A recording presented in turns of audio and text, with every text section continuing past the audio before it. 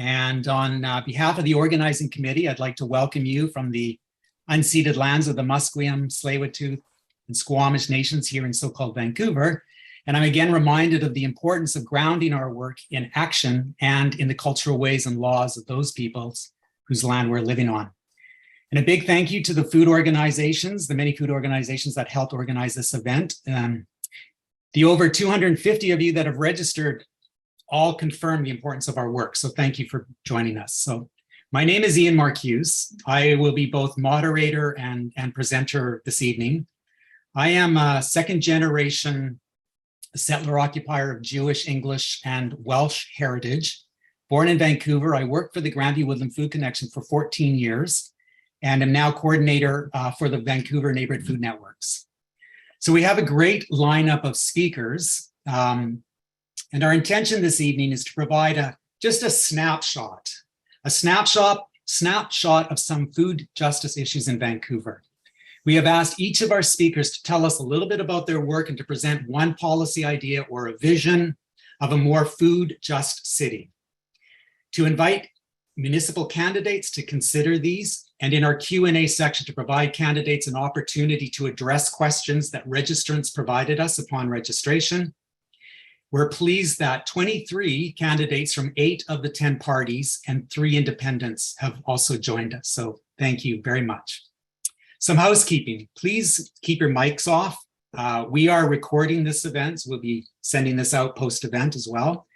We also ask that you turn off your videos during the Q&A section so that we can more easily see the speakers. And remember, we're here to learn in respectful ways. We hope to keep the event to the 2 hours, but we have a very tight timeline or tight format, so please bear with us if we do go slightly over time. But I do have a timer, and I'm going to hold speakers and candidates to a ruthless but friendly time limit. Perhaps at this time, speakers and candidates could rename yourselves so that we can more easily identify you. So tonight's event is grounded in 3 principles outlined in the recently completed Vancouver Plan: equity, reconciliation, and resilience. Our food system is increasingly precarious in the face of growing social, economic, and environmental strain. Is our food system resilient enough? Food equity for whom? And so as a new political cycle begins, it's time to make food justice a greater priority in our city.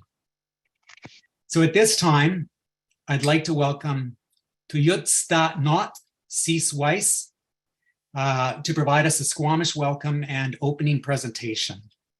Sis is of the Squamish, Stolo, Hawaiian, and Swiss nations, and is a multimedia artist, ethnobotanist, independent curator, and educator. Sis works with the Working Group on Indigenous Food Sovereignty and is also currently artist in residence at the Stanley Park Fieldhouse, where she is doing some amazing, wonderful decolonizing work. So welcome, Sis.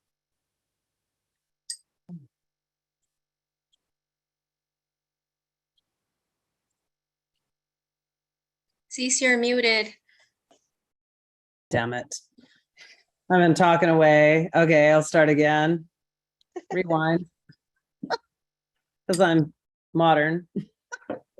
Hatsquile, Eich Tanoia, Toits Tanot, Quin Shaman, Sis Quin Sna, and Hacht and Squallowan, and Winoxton Squallowan Titsits. Welcome everybody to the unceded lands of the Squamish, the Tsleil-Waututh and Homathquim peoples. And yeah, I hope that this will be a very good night filled with important works and words. And yeah, I hope most of these questions get through. I sent some because I know how aggressive it can get, but I did with the invite submit questions that I think are very important to ask this potential leadership ahead of us. I actually wanted to say to LouAnn, Gabriel, I met your family in Kanatiio, and I've been wanting to meet you, so I hope we can connect sometime. OCM. All right, where you go? What's next?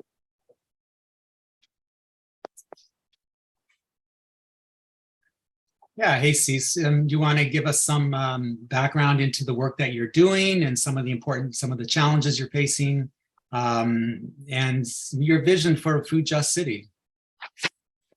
I've got 10 minutes with you. Only 10 minutes, eh? I got a thesis behind me on that one. I'm sure everybody. How do we ground this work in a Coast Salish way? Land back. That's a good way to start. So Indigenous people really need land back. I've been told by my community there isn't enough land for us. And yeah, I'm pretty sure that's the same for every Indigenous community.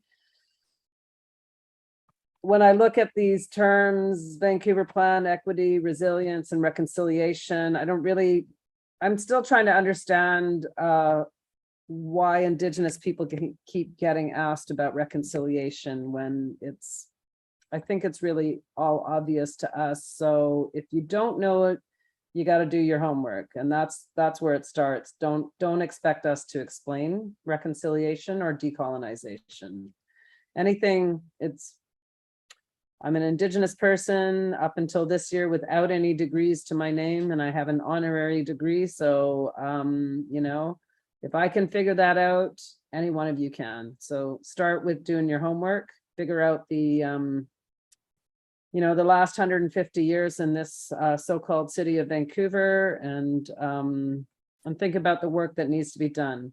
Food justice, I work a lot in what is, I guess, again, another academic term, food justice. So Indigenous food systems, Indigenous food sovereignty has been part of my life, my whole life, but I've actually physically worked in it for the last 20 or so years, maybe 25 years.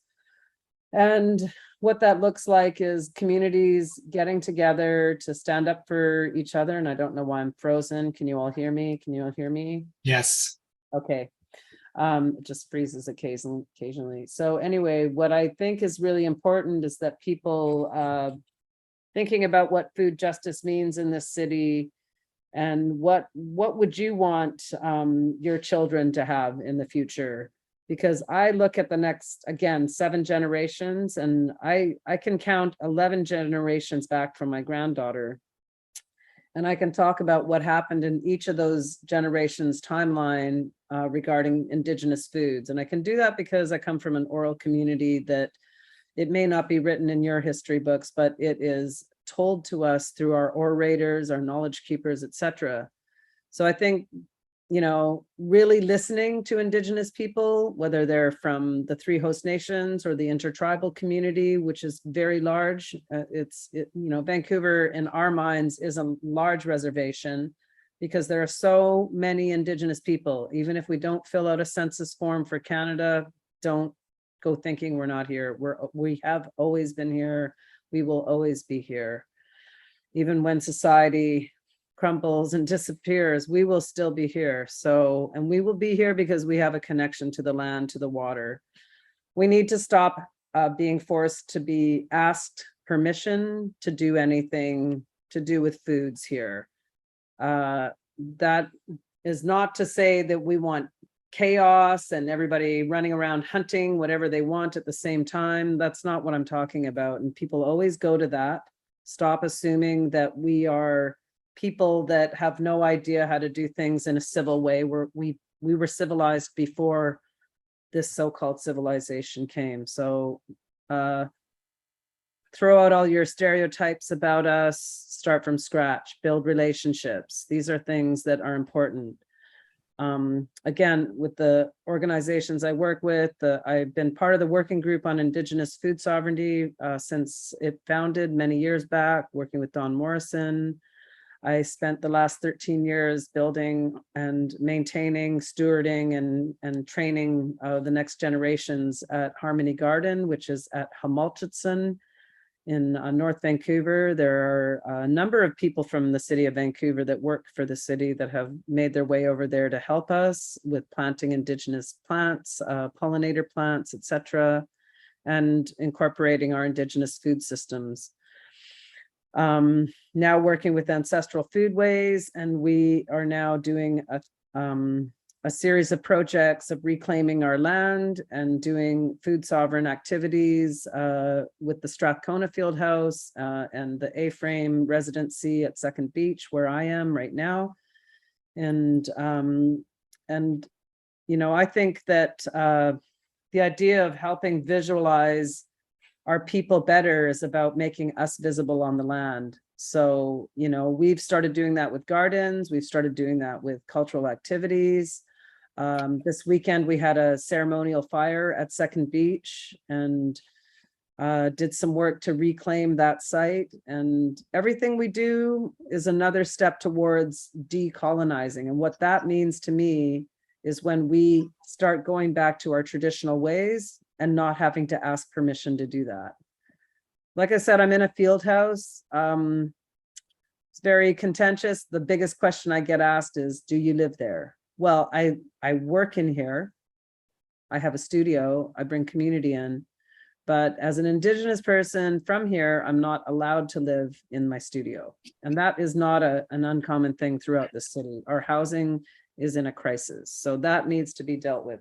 Just to let you know, I actually have a timer on my watch. Stay within time. Do I need 1 minute?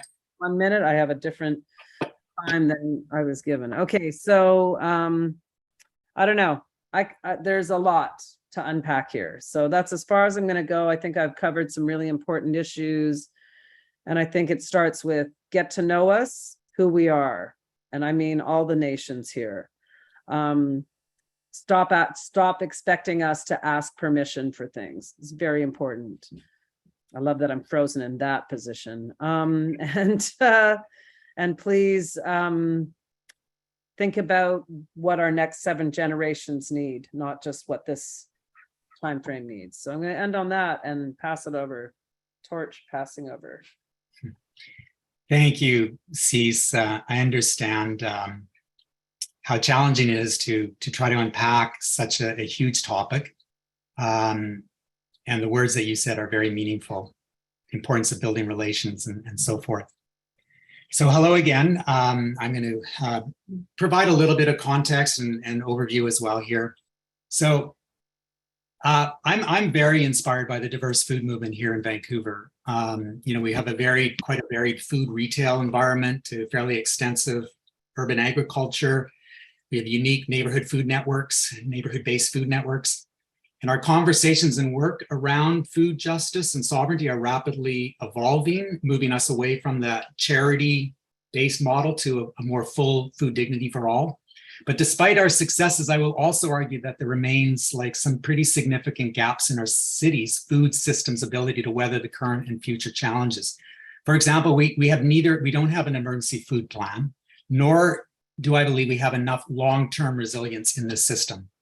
Catastrophic climate change is upon us. You know, remember last November, our region's food supply was hit by severe flooding, you know, impacting much of the Fraser Valley's food outputs.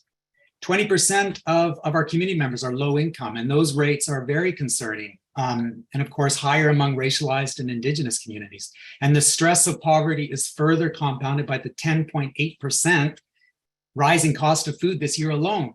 And so the likelihood of severe food insecurity to rise, or the prevalence of severe food insecurity will rise in the coming years.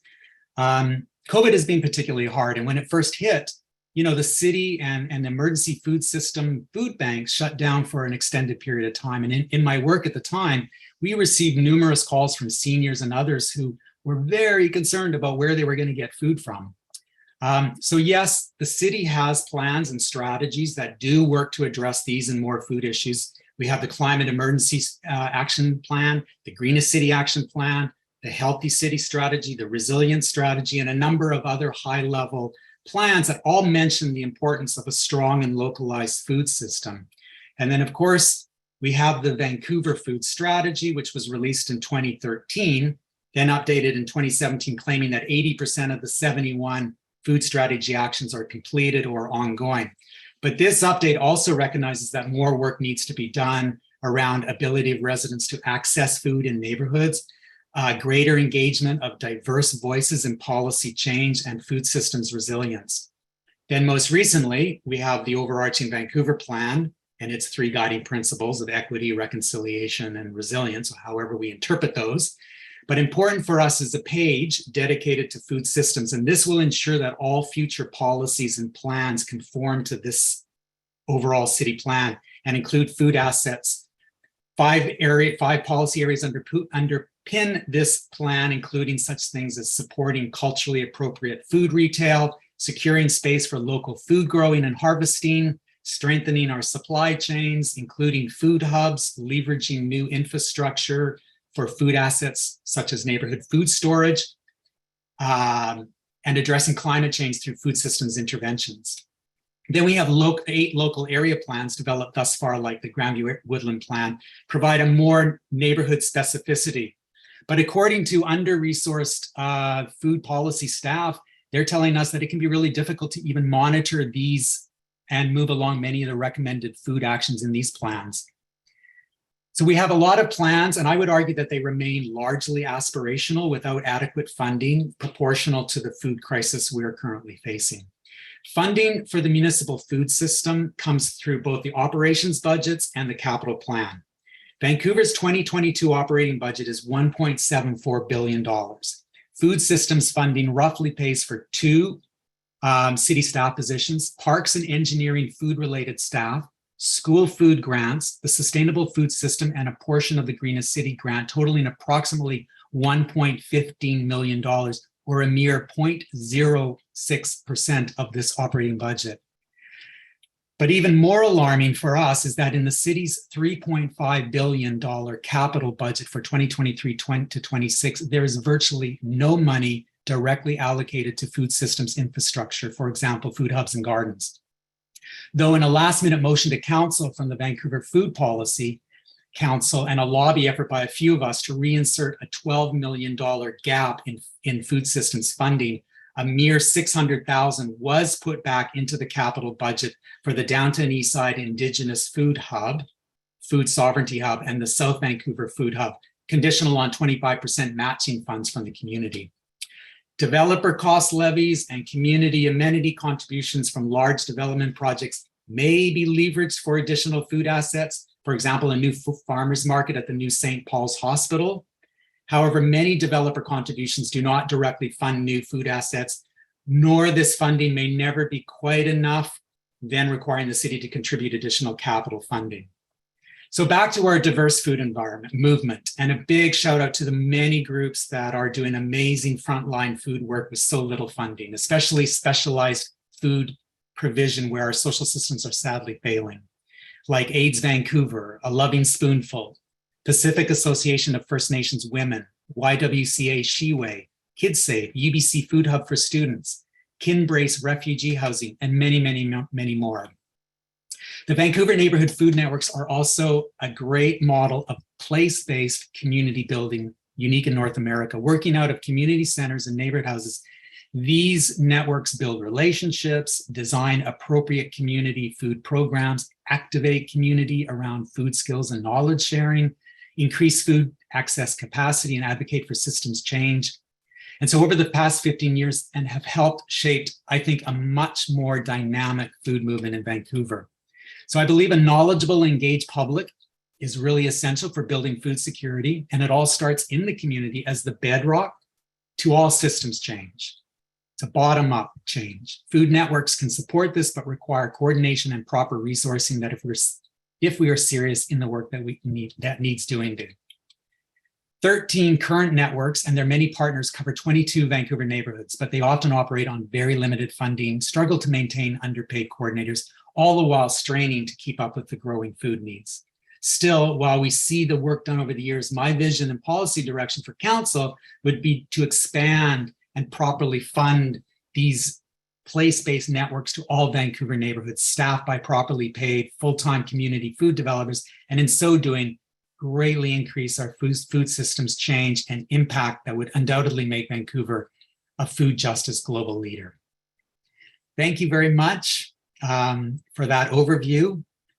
I'd like to welcome Kanatiio, Alan Gabriel. Next up to speak, Kanatiio hails from Ganasatake, the site of the so-called 1990 Oka crisis. Over the past 3 decades, Kanatiio has promoted the restoration of peaceful coexistence between Canadians and the citizens of the Indigenous nations of this land. Welcome, Kanatiio. Thank you, Ian. Thanks for having me here tonight. I'd like to start with a bit of a presentation just to keep me on track. Cesa's present words kind of got me going there, so I need to exercise some self-control here. So if you don't mind, I'll stick to my presentation. Christina, can you go to the page with the Gordian knot, please? So just to introduce myself, my name is Kanatiio. I work with Dudes Club in the downtown east side. I've been working on a food sovereignty project with a group of people in the downtown east side for a little over a year now.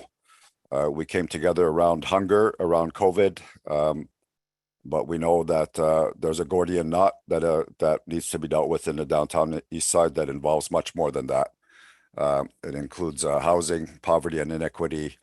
There are people struggling with addictions and poor health outcomes, and all of these things need to be addressed in a cohesive manner if we're going to really address the core issues down there. Can we move down to the next page, please, Christina? 2 of 12.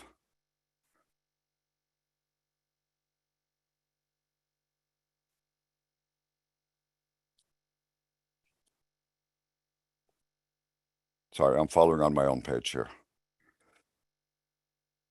So 2 of 12 here, I'd like to present this an executive summary of a vision document that we've been sharing with people for a year now. We've been engaged in conversation over the possibility of establishing an Indigenous food hub in the downtown east side. We've been working primarily around gardening right now because that's what's active, and I'd like to break this down for you fairly quickly if I can. So if we can move down to page 5 of 12, or actually we'll just stick with the graphics, page 4 of 12, please. This graphic represents our view of a balanced worldview of a relationship that's in balance with creation, rooted nations, the animals, those who fly and those who swim, and also all of the nations of creation. It's about reconnecting with traditional food systems, as Cease mentioned before, not only traditional foods, but the systems, the research that goes into that, harvesting and all those practices. Here in the downtown east side, as I mentioned before, we're beginning with gardening because it's active, it's current. A lot of people are interested in that. Eventually, we're looking at, if we're living here 1,000 years ago, we'd be living primarily on seafood because we're near the ocean. So eventually our longer term view, we're hoping to reconnect with fisheries and with hunting and eventually with gathering and more wildcraft farming. Indigenous people in this area interacted with the forest in interesting ways, and we're looking at reconnecting with some of those systems as well. If we can move down 2 pages, please.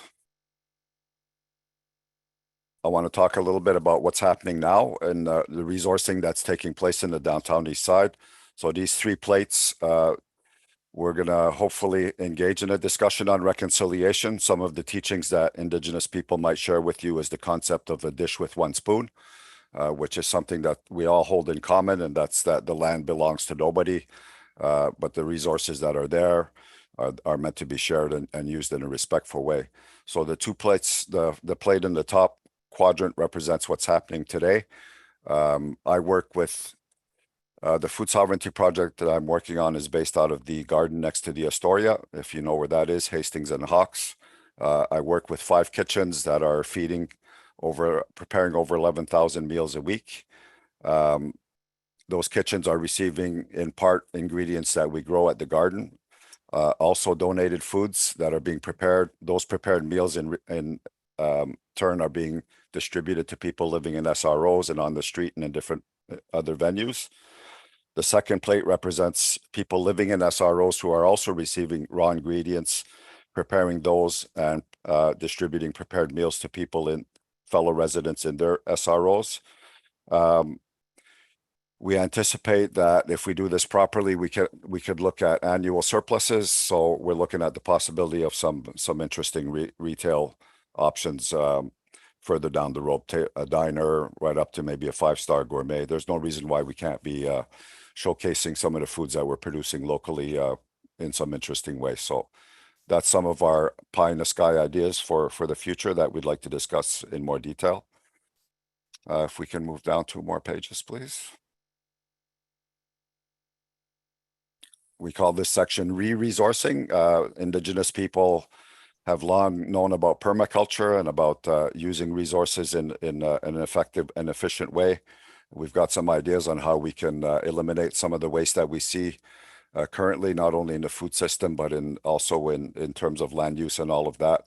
There's some interesting technology that we'd like to share with people, and we'll share that in more detail if we do engage in this type of conversation. So if we can move on to the next 2 pages, please.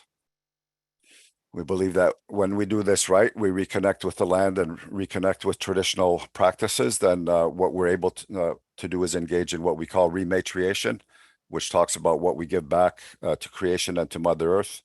And we believe that when we do this properly, we'll be able to give back clean earth, clean water, and clean air.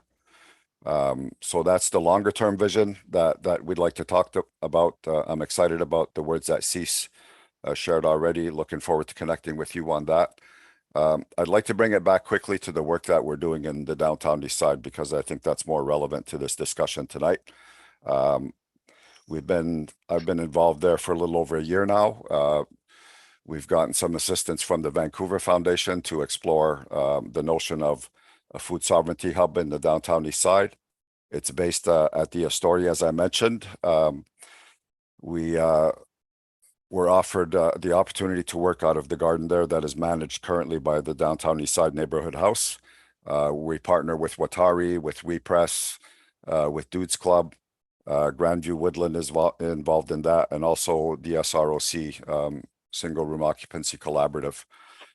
We've been working together for a little over a year, as I mentioned. We began with about 20 gardeners working 1 day a week. The current list that we have now is about 200 people who are waiting to work. We don't have room for them all as it is.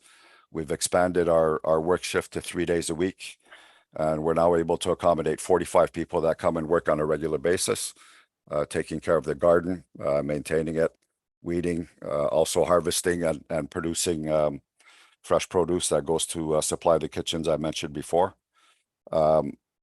What that's done for people is given them an opportunity to really make a change in their lives, from what I've noticed just by observing. They have something to look forward to. They have a sense of community there. They're participating in something that's larger than them. It's given them a sense of purpose. I mentioned addictions a while ago. It's not the main reason we're down there. We're there to feed people, but one thing that happens naturally when people start to work together is you begin to trust the people that are beside you, and eventually you start to deal with some of the issues that bring you to the downtown east side. And I can tell you that a lot of people have already taken steps to turn those things around and address them, and it's encouraging to me to see that. And that's just from getting their hands dirty in the dirt every day. So I think what is happening on a daily basis at the garden addresses the 3 principles that you mentioned, Ian, in terms of equity, reconciliation, and I forget the third one. I'd have to flip.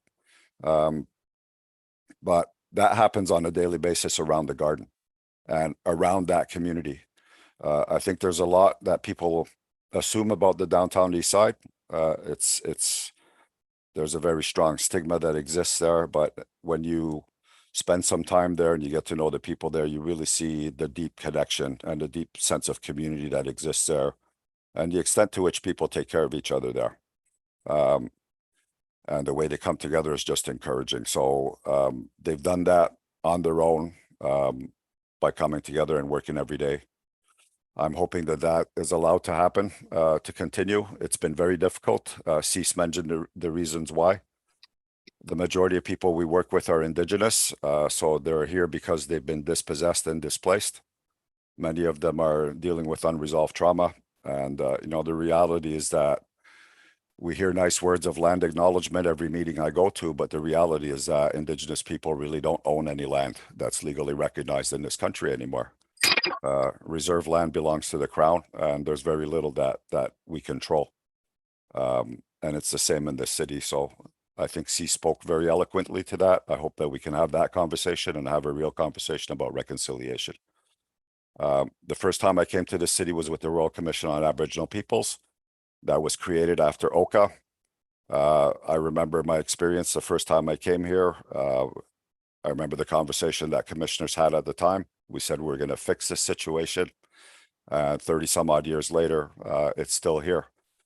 I'm frustrated at that. I get angry at that, especially as an Indigenous man, at the lack of resources that are dedicated to helping us help the people help themselves. So I'll leave it at that for now. Thank you, Ian. Thank you so much, Kanatiio. And I mean, I've heard many of your stories about the downtown East Side garden at the Astoria and the impact that it's having on folks down there. And it's just absolutely amazing, amazing work. Our next speaker, Joey Liu, is a first-generation Cantonese immigrant settler. She is currently the food security manager at South Vancouver Neighbourhood House, where she is working with her team and network of community partners to run the South Vancouver Community Food Hub. Joey is a member of the Vancouver Food Policy Council. Thank you and welcome, Joey. Great. Thank you, Ian. Thank you, Kanatiio and Cis and everyone for being here. Leho Funyang. That means hello and welcome in Cantonese. So yeah, as Ian mentioned, I work at South Vancouver Neighbourhood House. We've been doing a lot of emergency response in the last few years since the pandemic to support people with weekly grocery boxes and trying to support people with short-term food supports. I wanted to first start by telling you the story of South Vancouver in a really quick snapshot. Because it has a really unique context. So first of all, it's a huge geographical area that spans from Main to Boundary and 41st down to Marine Drive. It's usually divided into like 3 neighborhoods, so Sunset, Victoria, Fraserview, and Killarney. And it's home to over 100,000 people. That's like a lot of people. It's incredibly diverse, so many different languages and cultures. The community members, there's 80% racialized members and 55% newcomers. And there's a lot of vibrancy, there's a lot of culture, and there's a lot of community, but unfortunately, there's also a lot of inequities. And so with South Vancouver, there's very few social services, very few spaces that bring people together and support people, very few childcare centers, few nonprofits doing like supportive network kind of work. And when we're talking about food and food assets, South Vancouver represents like 16% of the total population. But we did some research last year and some food asset mapping, and we found that there's 8% of food assets in South Vancouver out of the entire sort of food asset map in Vancouver. A lot of people in South Vancouver make lower wages compared to the Vancouver average. So a lot of people work in like low wage jobs, service industry, and many people lost their jobs during COVID. And it's generally really hard to get around in South Vancouver unless you drive. So by transit, by foot, it's quite hard. There's this huge hill below 49th that is just insurmountable by foot. And so a lot of grocery shops and stores and amenities and services, they tend to be kind of concentrated and hard to connect to each other when you're trying to get around. And so this part of these challenges really leads to a lot of isolation in such a big area. When there's so few pockets of things, it's really hard for people to connect. It's really hard for people to have the social support networks. We believe that they're pretty informal social networks in that case. And it's really hard to do like meaningful community engagement because it's so gigantic. There's so many different languages and few people to do the work. And so what we know in terms of food, in the last few years is working in the program that we're doing is that many people are actually already struggling before COVID. So if you're talking about emergency, people were already in an emergency kind of state, and COVID made things even more challenging. We've been running the South Vancouver Food Hub with our partners, for example, Pacific Immigrant Resources Society, City Reach, Peace Church. We've been working with Unit Away, who have been really amazing supporters, and other funders, and have done a lot of pivoting in the last few years to do emergency food supports. And right now we are supporting 300 households, which represents about 1,000 individuals. And what we're trying to do right now is short-term support people with fresh, culturally appropriate, holistic, and respectful supports around food access. What we saw within 6 months of launching last year was, we quickly became full. We launched really huge, and there was a lot of people on our list, but we had to create a wait list. And even today, there's still a huge demand and a lot of anxiety about cost of living and food.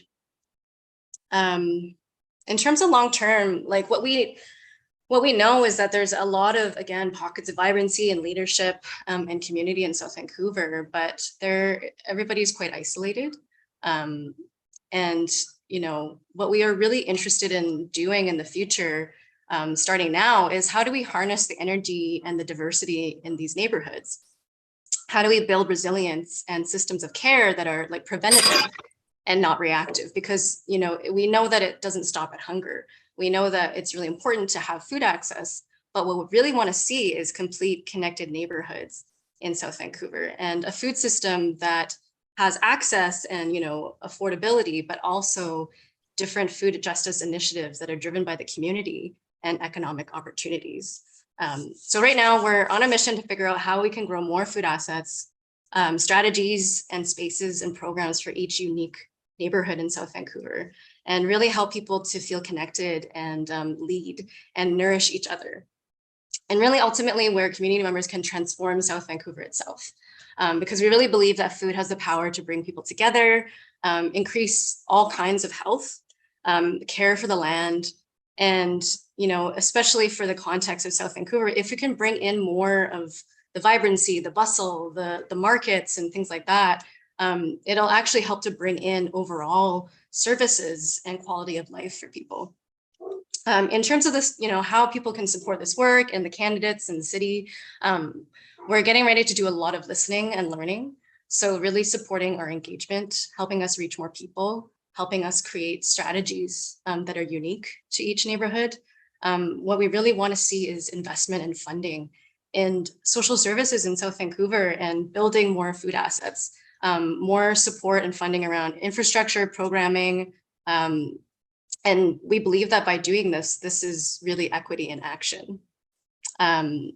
And the space that's really, really hard is finding space and land and having zoning and policies and that kind of thing. And the last thing is, we've heard a lot that food policy and, trying to bring together more affordability and like these big systems kind of gets put in like the provincial and the federal realm. But what I would argue is, we actually need this at all levels of government.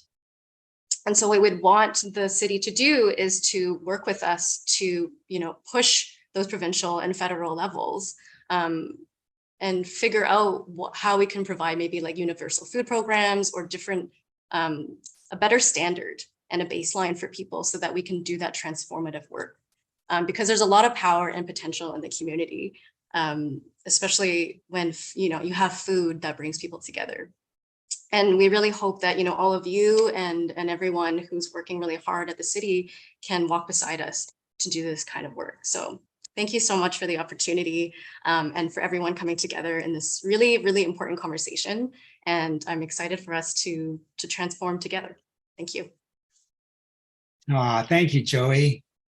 I mean, a great snapshot of South Vancouver. And South Vancouver is an example of where there's one food network, so to speak, or food hub, where there's actually many, many neighborhoods. So Vancouver has 22 neighborhoods. There's 5 or 6 or 7 distinct neighborhoods in that area.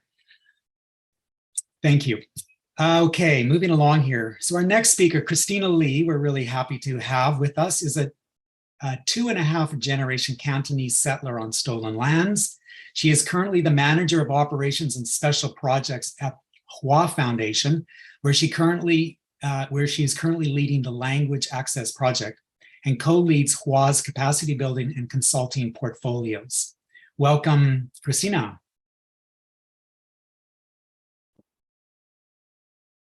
Hi everyone，大家好，我哋嘅工作位於原住民嘅土地上，本地嘅原住民包括Hunkaminam 同埋 Squamish 嘅講者，呢啲原住民從來冇放棄自己嘅領土。I'm joining you today from the lands that I was born and raised on, the unceded and ancestral lands and territories of the Hunkaminam and Squamish speaking peoples.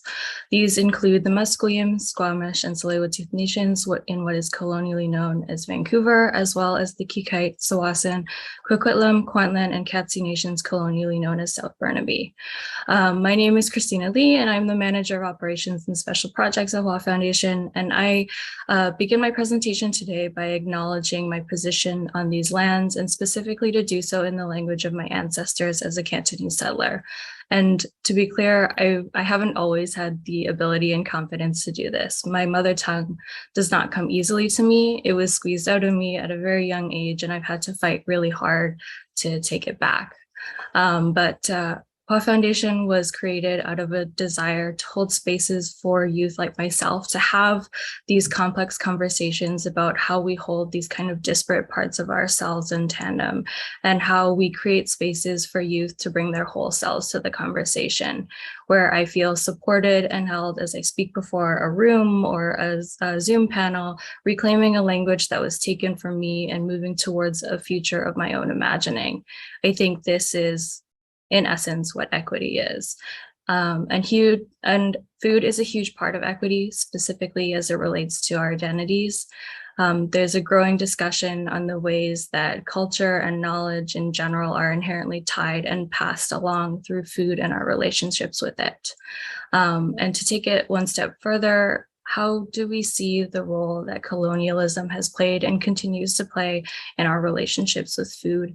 For many people growing up in a settler colonial context, or for whatever other reasons of having been displaced from their cultural homelands, our ability to live with dignity and agency and to be unapologetically ourselves is so viscerally tied to our experiences with food, whether that's within our communities or as we share our food and ourselves across communities.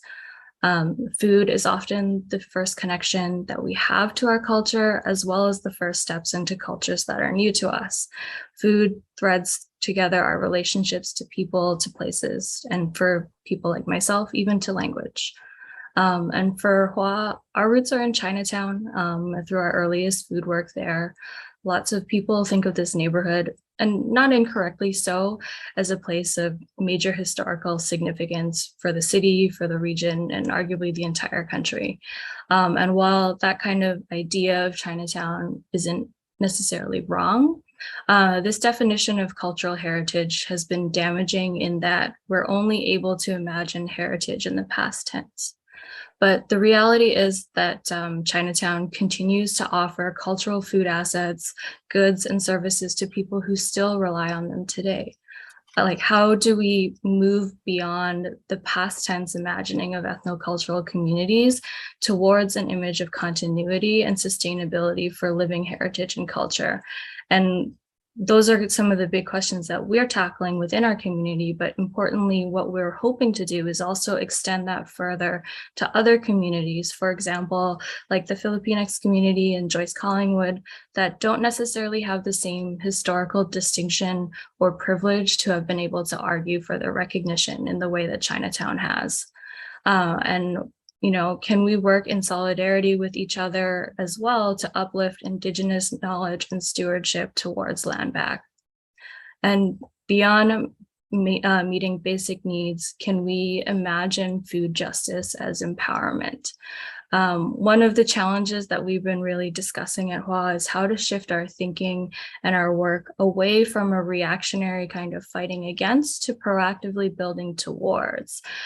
For so many racialized people, it feels like we're always fighting in response to disparity, to discrimination, and against these kind of relationships to violent structures that have worked against us. But one of the most empowering parts of working within communities of racialized people has been to instead imagine futurity and thriving communities in frameworks that really center community and community needs. So instead of seeing our relationships to Joyce Collingwood as a neighborhood and a community, instead of seeing it through the kind of geographical settler colonial lens that we're often is pressed upon us, how do we see our relationships to each other outside of our context as settlers in Canada? Can we see our connections in the past? For example, there was a lot of relationships throughout Southeast Asia as well. And so we were excited to see the placekeeping motion pass earlier this year, but with that and all of the other policies and plans and strategies that Ian mentioned earlier today, what we really want to see in the coming years is to have policy that adds teeth. Where can we see policy that's willing to fight against corporate interests for the foresight of investing in community sustainability instead? All of these things, in a theoretical sense, are very strong. We understand the values and the staff, and we're grateful for the staff that are really driving that kind of work. But how do we make sure that it's not just stuck in words and theories and things that we hope for, and not simply to protect, but to build better? Thanks everyone for having me. Christina, thank you so much. Such strong words, and so appreciate that you are reclaiming your language in such a beautiful way. It's wonderful, and the motion that you spoke to was, I think, out of response to the issue with the Filipinx community out by Joyce SkyTrain, where development was potentially, has or will be removing some key restaurants, Filipino restaurants in that neighborhood. So check that out. That's really important work. Thank you so much. I'd like to welcome LouAnn Schmidt. Our next speaker from the west side of Vancouver, west side, is a graduate of the Banff Center of Arts in Music and is a graceful battle maiden, as she says. A volunteer for over 25 years in the city of Vancouver, she currently works at the Kids Care Café food program, where she prioritizes people and addresses food insecurity and social isolation on the west side. Welcome, LouAnn. Thank you, Ian. I feel a great opportunity, and I'm humbled that I am sitting on the Musqueam, Squamish, and Tsleil-Waututh Nation this evening. And I have chosen tonight to address the topic of resiliency. And for me, I'm the third and fourth generation of farmers. And so I have a great passion for food and hospitality. And one of the things that drew me to be a part of the Kids Cares program was the opportunity to really encounter, transform, and create a community where people really feel valued and cherished and have an opportunity to feel seen and heard in a way where we can create sustenance for them through the food program. I wanted to focus on what does resiliency look like for us? And I think if I was to kind of come up with a definition, I think for us, if we really want resiliency as a food program for Kids Cares, we need to break down the barriers of those who have the power and those who don't. And so my understanding of that is finding ways to bring in some funding to help us with our vision. We have a very clear proposal about a food market, and we have a way of having these beautiful relationships with existing food partners. But at the same time, we also want to develop a sustainable program where we are still purchasing some of the food and we are a sustainable entity. And so we do have a clear vision of what we want in terms of a market to help our guests. We're serving about 100 people every Thursday, and it's an interesting socioeconomic demographic. I have very young people that are attending university and colleges coming. I have working people who are struggling with income and food insecurity. I have, there's been a real increase lately of single parents coming to our program. And I have a lot of elderly folks who are really struggling with social isolation and food insecurity. So I feel like I see this rainbow of people coming that are representing almost every demographic that I can think of.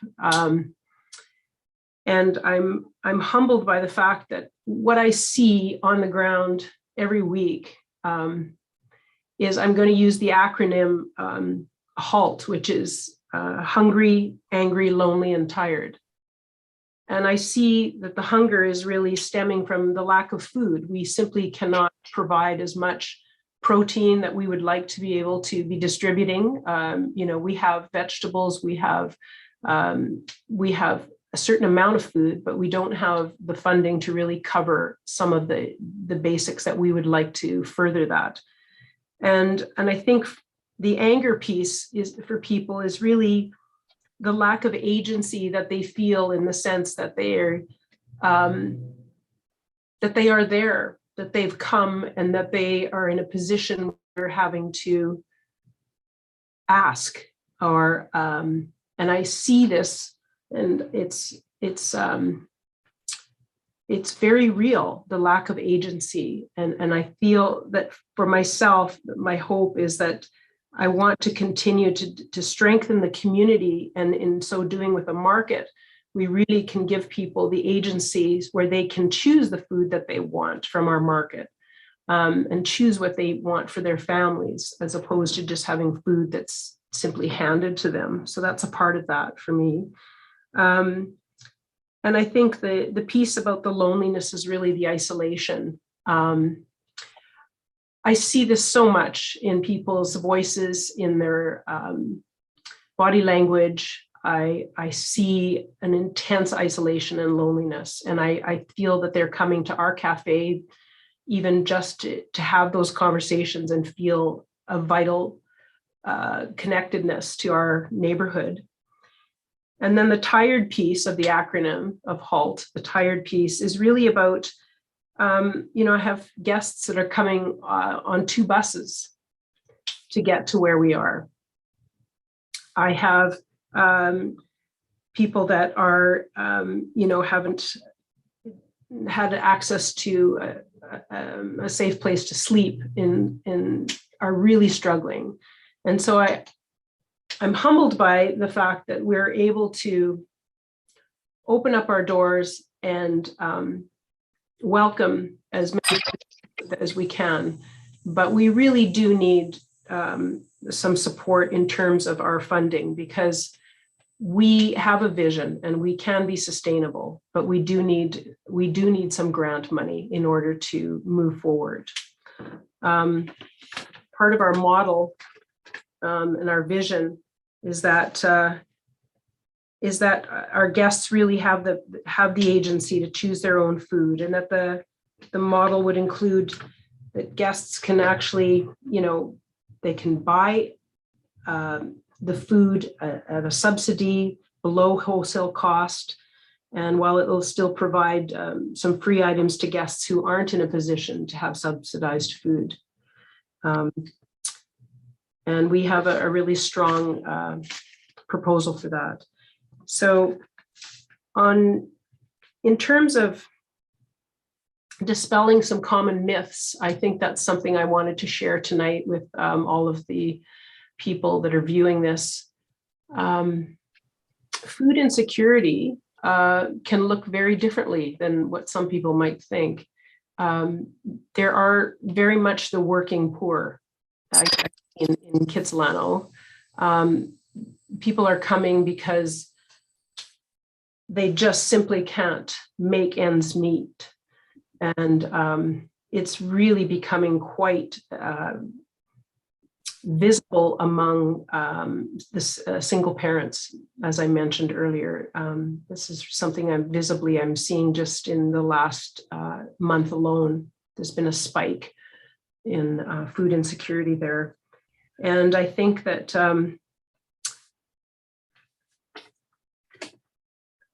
LouAnn, we're coming close to the end here. okay. I just want to say I'm really grateful for the opportunity to be here tonight and to be a part of this. And I am really grateful. And we're looking forward to continuing to be a vital source in the Kids Cares community. Thank you. Thank you so much, LouAnn. Again, West Side is one of those neighborhoods or those areas of the city where it's very under-resourced or where there are not enough food assets for that large an area of the city. There's really only one food network on that whole West Side and a scattering of smaller groups like Kids Care, Café. So moving on here, I'd like to welcome Tammara Soma, is an assistant professor at Simon Fraser University and the research director of Food Systems Lab, a social innovation lab with a vision for a sustainable and equitable food system for all. Welcome, Tammara. Thank you so much, Ian, and everyone. Greetings of peace to all my relations. I think, Kanatiio, you have my slides? Wonderful. Okay, I will start. Okay, greetings of peace again to all my relations. Assalamualaikum. Today, in 5 minutes, I would like to share with you my perspective as a community engaged scholar and a food systems planner on the 4 seeds of food system resiliency that future political leaders should plant to ensure our collective well-being and resilience on the beautiful unceded territories of the Homoquim, Squamish, and Tsleil-Waututh First Nation. Next, please. And by the way, I chose the number 4 on purpose because for many Indigenous cultures, number 4 is a special number. Number 4 reflects the 4 seasons, which matters in the context of climate change resiliency. Number 4 also reflects the 4 directions, which is why a place-based approach to food is so important. And most importantly, number 4 represents circularity and cycles. So in addition to centering Indigenous voices, the first seed that you need to invest is a circular food economy. The circular food economy is about reducing resource extraction and focusing on waste prevention. It is about creating and investing in the infrastructure and jobs in this city or the surrounding area that would support a circular food system. This includes investing in food hubs, investing in soil health, facilitating more closed-loop urban agriculture. And most importantly, this includes fostering an interconnected circular worldview that is key to circular food economy in Vancouver. And by the way, the Vancouver Economic Commission recently released a report on a right-to-food approach to a circular food economy, and I encourage all of you to review the report and the key recommendations to move us towards circularity. Next, please. And then the second seed that I hope you will nourish is our future generation. Investing in food literacy through youth food education, food programming like Farm to School and Fresh Roots, supporting school meals in partnership with the provincial and federal government. These are all important so that we can grow a healthy society. And Vancouver leaders can help support initiatives that will help youth to become self-sufficient, healthy, and strong. Currently, over 1.4 million children are food insecure in Canada, and food has been weaponized against Indigenous peoples and children, particularly due to residential schools. So investing in food literacy and food programming for youth, investing in food animators, Indigenous ethnobotanists, can ensure resilient society for 7 generations to come, and it can also support intergenerational healing. The next, please. The third seed that helps foster circularity and also helps invest in food literacy is actually shortening the food supply chain. The distancing of the food supply chain results also in mental distancing and psychological distancing, and we are not resilient when we don't understand the value of our food system. Distancing of the food system also increases waste along the food supply chain from farm to distribution to retail and more. And by shortening the food supply chain, we can tackle climate change, create more opportunities for direct markets between farmers, growers, harvesters, and eaters, and reduce issues related to increasing energy costs, global fertilizer costs, transport costs, and shocks from global disruption. By shortening the food supply chain and associated inputs, we can spark the development of local food infrastructure, food assets, value-added processing centers, and local food jobs. And most importantly, we have the opportunity to demand more accountability and transparency because our food system will no longer be out of sight and out of mind. Next slide, please. And finally, the fourth seed that you need to plant is enshrining the right to food. The municipality of Belo Horizonte in Brazil, so it's a city in Brazil, has integrated the seeds of food literacy. They have worked to shorten the supply chain, and most importantly, they have enshrined the right to food in municipal law. This approach to investing in food system resiliency and societal resiliency has significantly cut poverty rates, sliced infant and child mortality rate by 50%, and created a vibrant food ecosystem that is based on dignity. Their right to food approach adopted by the municipality relies only on 2% of their municipal budget annually being dedicated to food. From supporting school meals, creating market regulations, nutritious, healthy, and affordable food, the city is truly serious about reaching zero hungers. So political leaders of Belo Horizonte made a good choice. They showed what good political leaders can do for people by investing in food, and after 25 years, the program is still thriving. So it's your choice. Will you be leaders or laggard? Will you invest in 2% annually, or will you commit to more? And I say in this case, more the better. Thank you. Thank you. Thank you so much, Tammara. I mean, another great resource is Scotland. Scotland has a right to food legislation, national legislation, which is just amazing. And I've always appreciated Tammara's openness to working in community and supporting those of us working on the ground. So thank you so much, Tammara, and great presentation. So moving on to our last speaker, I'm very pleased to welcome Dawn Morrison, who I've had the honor and privilege of working with in the past through the Wild Salmon Caravan. Dawn is of Secwepemc ancestry and the founder curator of the Working Group on Indigenous Food Sovereignty. Dawn has been dedicating her time and energy to land-based healing and learning, which led her to a life's work of realizing herself more fully as a developing spirit-aligned leader in the Indigenous food sovereignty movement. Her current projects include the Wild Salmon Caravan and the Indigenous Food and Freedom School, just to name a few. Welcome, Dawn. White Hokwidep. Thank you, Ian. I just greeted you all in my Secwepemc language. I said hello, everyone, and I'm grateful to be with you all. I know that you're all in the beautiful unceded and stolen lands of the Homusqueam, Squamish, and Tsleil-Waututh people, and I also reside there part-time and work with Ingrid and Daniel in the Strathcona Fieldhouse residency, but I'm zooming in right now from my home Secwepemc territory, Secwepemc, and where I also work and run a project here called Secwepemc Foodland Conservation and the Huhualkuch Garden. Huhualkuch translates to "we are well." And so my work straddles the divide between urban and rural. My ancestors in the Secwepemc and the interior Salish nations have had lasting trade relations and kinship ties to the Coast Salish people. We share common root words in our language and have traded knowledge and food and services for literally thousands of years. So I feel a strong connection to both places, and especially thinking about this particular town hall and listening to what you're all saying. But can you just give me 1 second? I need to respond to something really urgent here. I'll just be back in 1 quick second. Thank you. No problem.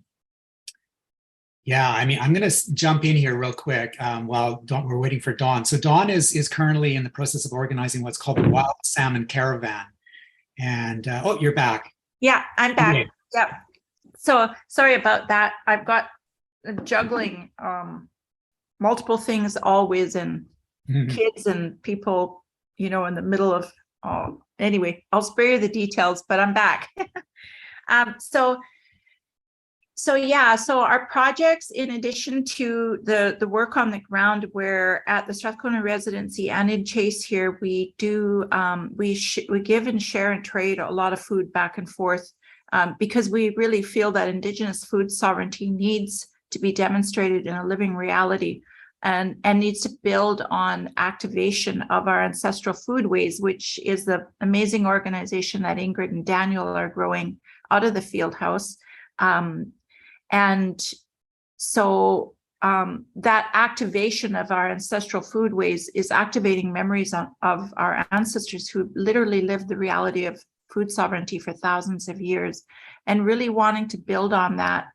And listening to a lot of what you're saying, and as Ian was mentioning, the Wild Salmon Caravan is another one of our projects that we're just in kind of the final week of full-on planning for hosting an event in Chase, a parade, a forum, a feast, live music, and and just really excited about celebrating the spirit of wild salmon as they're making their way up the rivers and home to our territory in the Adams and Shuswap Lakes area to spawn and play out their lives in birth and death.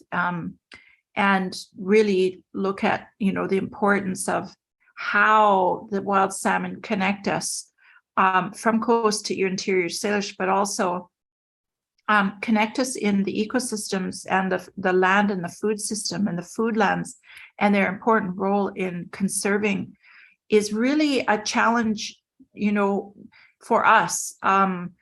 We celebrate the spirit, and we do that through the arts and the culture to educate the public and to really help not only the public, but the politicians. When we think of election time, I think it's really important that the politicians realize that we cannot achieve equity, justice, diversity, and reconciliation in the same framework, colonial frameworks for policy planning and governance that were designed to dispossess us as Indigenous peoples.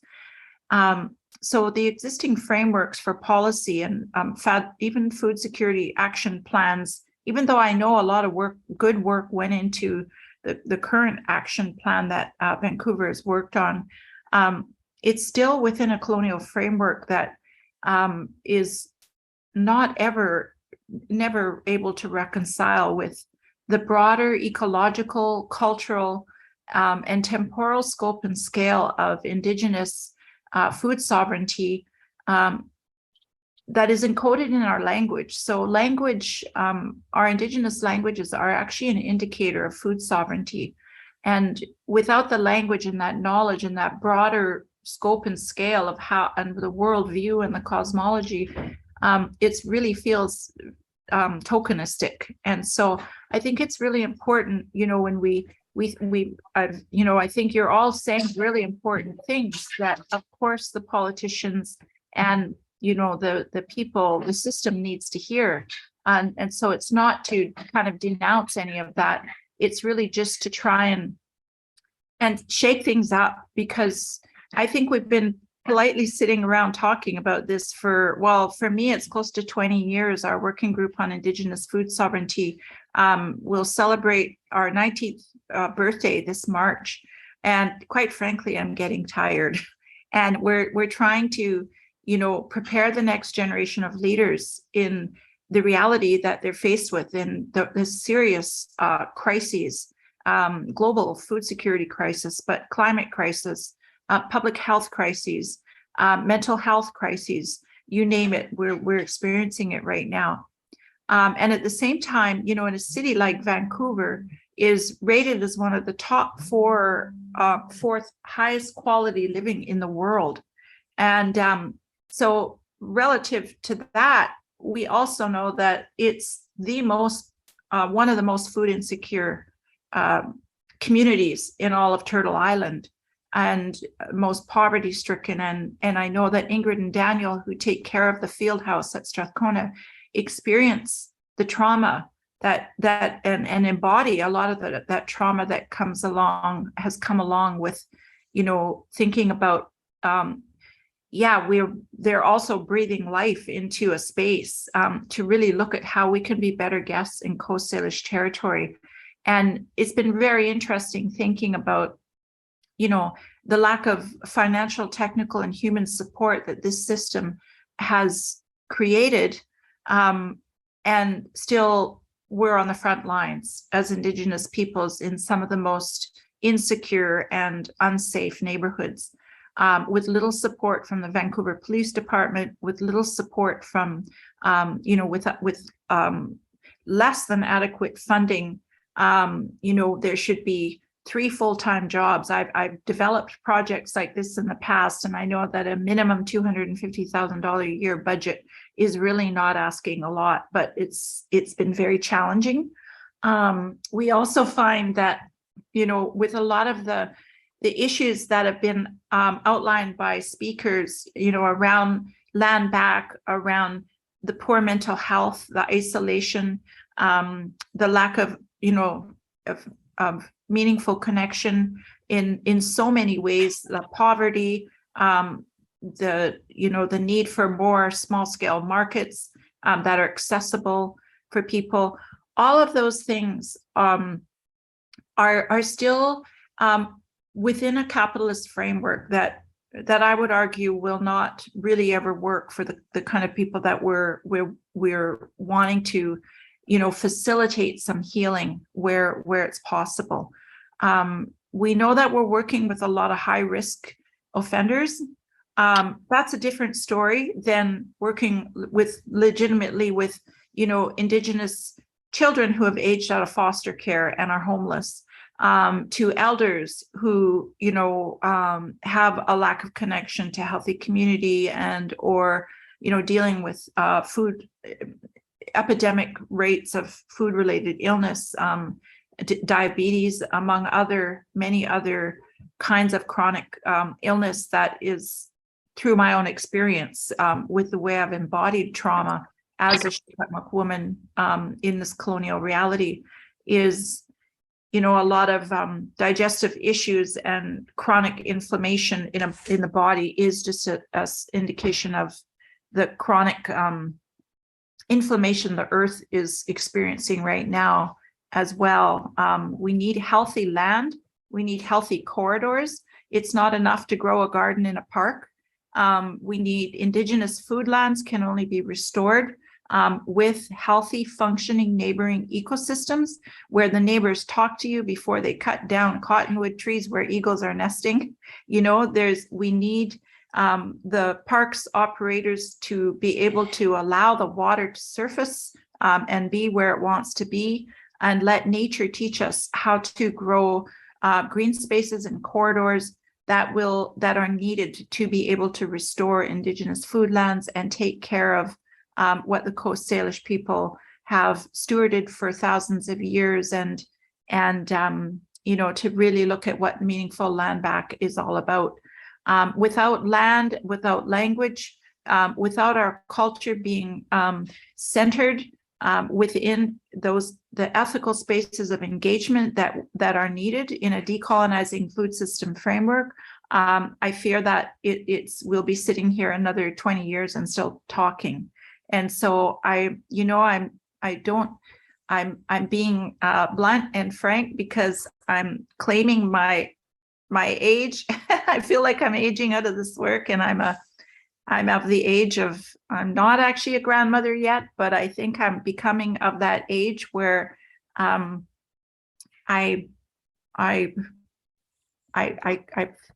speak my truth, and I say it respectfully, and I just feel that this is for the benefit of all, of course, for Indigenous peoples and people of color who, you know, and other marginalized groups who are experiencing the most food insecurity.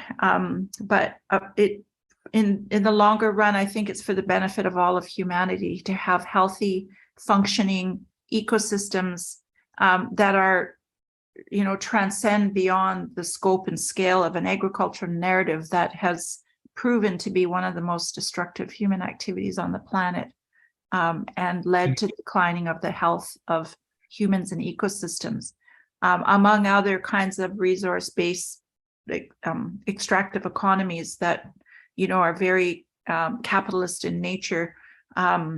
We need to shake the system up. We really need to have politicians understand that reconceptualizing frameworks for food land conservation and food security indicators is needed urgently. And we're the ones that keep us safe. The Vancouver Police Department, if we could advocate for the defunding of Vancouver Police Department and reroute some of that funding to land-based healing programming, such as what we're trying to do at Strathcona, then I think we'd see some transformative accountability take place.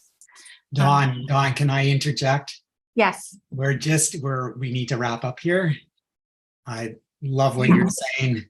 Thank you. Sorry if I took too much time, but that's okay. It's all great words, such powerful words, such important words, and such many, many great ideas expressed. And I thank you from the bottom of my heart for your participating in tonight's event. Okay. Sorry, I know the time is tight for everyone, and these forums are not ideal, and we are talking about having symposiums and more dialogues, longer dialogues in the future. There's much more conversation to be had. Again, thank you to all the candidates. So at this point, and we're running a little behind, but I'd like to welcome representatives from each of the parties to speak for 2 minutes on your party platform around food. And then we'll have some time for some Q&A at the end. Senia, can you put up the slide again of the candidates that are here with us? So I would like to welcome up, starting from our top of the list here, from the left to the right, LouAnn Brown, who is running as an independent mayor candidate. And then I'll go through each party. Each party can bring up one representative to speak for 2 minutes. I'm going to be really ruthless on the time. I'm going to cut you off at 2 minutes. LouAnn, are you with us? Hi, yes, I am. Sorry. Can you hear me? Yes.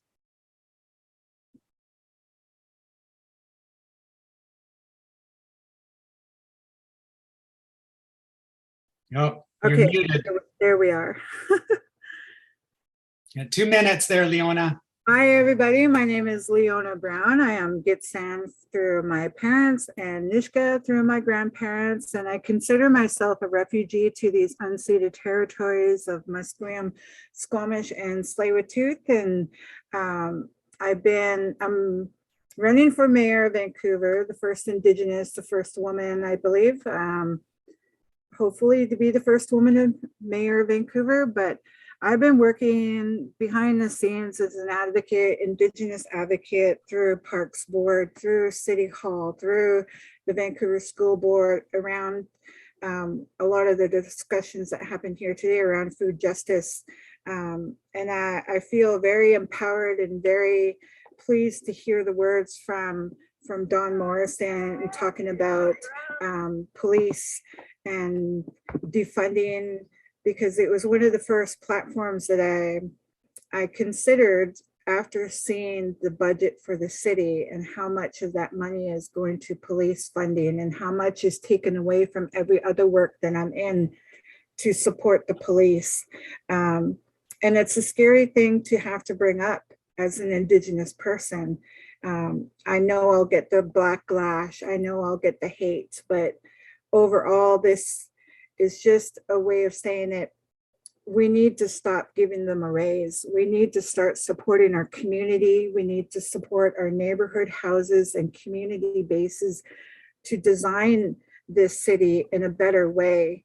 We need to start supporting Indigenous views, Indigenous voices. We need Indigenous people at the table, not just on advisory committees. We need to be at the table making these decisions. It's one of the reasons. Time now. Great to hear everything. Thank you so much. Okay, moving on. Thank you. This format is tough, and I hate to be the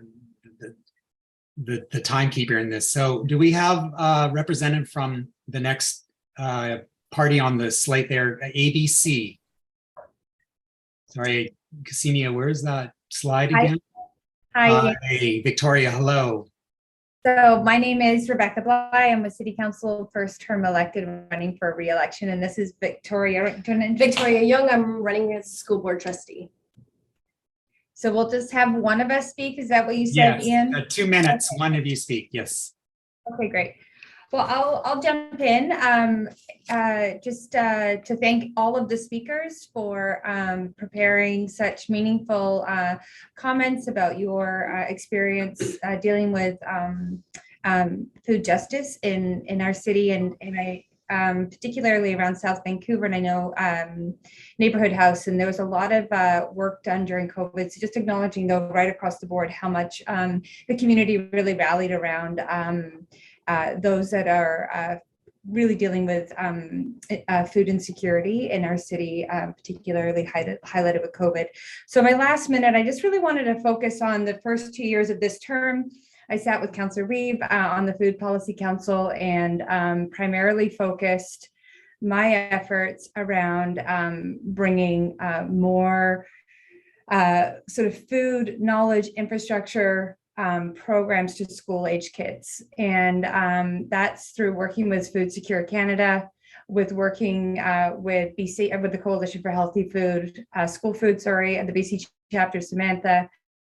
And really because, I mean, for me, it's personal. I've got a son with significant learning challenges, but so many of the outcomes that we want for our children, pro-social, sort of social cohesion, learning about food, feeling empowered around food, being able to harvest, cook, behavioral. There are so many benefits happening through Fresh Roots, Lunch Lab, Growing Chefs. These are all programs that the city supports right now. And what we know is that the stigmatization around kids that come to school hungry, there are thousands and thousands of children in our city that do come to school hungry, is that universal programs that provide healthy meals in schools destigmatize a lot of those dynamics that kids face in schools, and oftentimes have them not reach out to programs that provide meals, and really being able to access a lot of those outcomes that we know based on research already done by many of the partners that we have in our city, but also right across the board, right across Canada, that supports these programs. And so happy to have moved a motion the day before COVID struck, actually March 11th, 2020. Council supported unanimously that we endorse and support anything we can do to provide a universal food program in our schools. Thank you so much, Rebecca. Good to hear. Universal food school food programs. Green Party. Would someone like to present a few words from the Green Party? Thank you. 2 minutes. Yeah, COPE's actually ahead of us on the list, so I'll let COPE speak. Oh, do we have COPE representatives? Yes, I want to speak regarding Universal Meal Program. I work in the schools, and I've seen how it has been. I have been working in the schools for about now 8-9 years, and I'm checking the lunch boxes of the students. It has been changing so much what they eat. There's no more protein. You can see popcorn, you can see brownies, you can see crackers, and schools are desperate because they don't have a universal meal program. It changes from school to school. Sometimes the school principal has to cut bread, like lots of bread, and put them in a basket, and you see all of them going and running and grabbing a piece of bread. This is how bad it is with the rising prices of food. People are struggling, and food is everything for students. With food, they're able to learn. Behaviors are very related with not eating properly. I know as a person who works with all these children that when they don't eat well, we have problems, behavior up, data goes up right away. So let's come up together. Let's defund police and let's put the money where it needs to be in our children. If they're not eating and learning properly, what kind of future we're gonna have? We need to put everything on them, and this cannot be discussed. Thank you. Thank you so much, Rocco, on behalf of COPE. And yeah, the school food programs came up again, and that affirms what Dr. Tammara Soma was saying as well about investing in our future youth. Green Party. Yeah, my name is Mike Weeb, and I'm here with Lois Chan Pedley from the school board, who was part of the key of the food framework at the Vancouver School Board, which is a key initiative to do what we talk about is feeding our young children as to make sure they don't go into school hungry. As for myself, I've been on the Vancouver food policy for 8 years. I'm super excited that we were able to make this town hall happen. I think it's exciting to have this dialogue and this conversation and make sure that food becomes a component of what we do at City Hall. It was really hard to get even that small $600,000 to support the Indigenous Food Hub with Kanatiio, and as well with Joey to do one in South Vancouver, but that was only matching funds, and that was a struggle to get. And we also do not have the staff. And so when I was at Park Board, I was able to advance significant policies with the local food action plan, as well as some of the Fieldhouse projects that we've seen supportive. I'm working with LouAnn Brown on making sure that when we do have large trees go down, we're doing ceremonies. We're also looking at Indigenous food forests and how we can do land back in a way that really, and I love the word rematriation of our city, because as we rewild and as we try to look at different ways of restoring salmon in our creeks, berries in our fields, and flowers to help pollinate, it is a huge component of our food system. I love the idea of 4 different aspects. 4 things that Greens are looking to do is expand our food forests, especially the Indigenous food forests. 2, lower the square footage needed in developments to make sure that they deliver a food asset. 3, utilize the new upcoming split tax legislation to support food assets, including our green grocers and culturally supportive businesses. 4 is centering Indigenous voices to increase the circularity as well as the food literacy, because I think we are so disconnected from our local food systems. And so as we move to increase our food systems, find ways to put more urban farms, find ways to plant more on our roofs and make a greener city, it creates connection and complete communities, which is central to what the Green Party wants. So Ian, thanks for hosting us today, and looking for everyone else's conversation. Thank you very much, Mike. Moving on to Forward Vancouver. Or Forward Together, sorry. No, it's all good. There's a lot of us. Thanks so much, Ian. And I think I just wanted to start by thanking everyone. I think it's been such a pleasure to listen and to really be able to celebrate the incredible work of so many food activists and organizers across the city. My name is Tessica Trong, and I'm running with Forward Together. And as many of you have seen, Dulcie Anderson here, who's also running on our team, is here and joining and has been listening really attentively.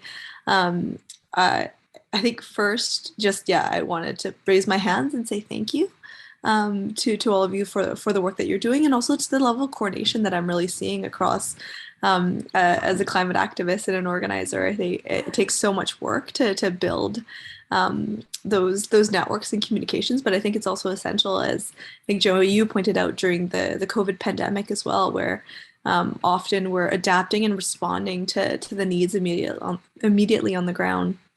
In terms of food security, I mean, it's an issue it's so deeply personal, and it also, I think, connects deeply to my roots. And I think if anyone goes by my parents' place and my family place, you'll see that the front yard is duggen up.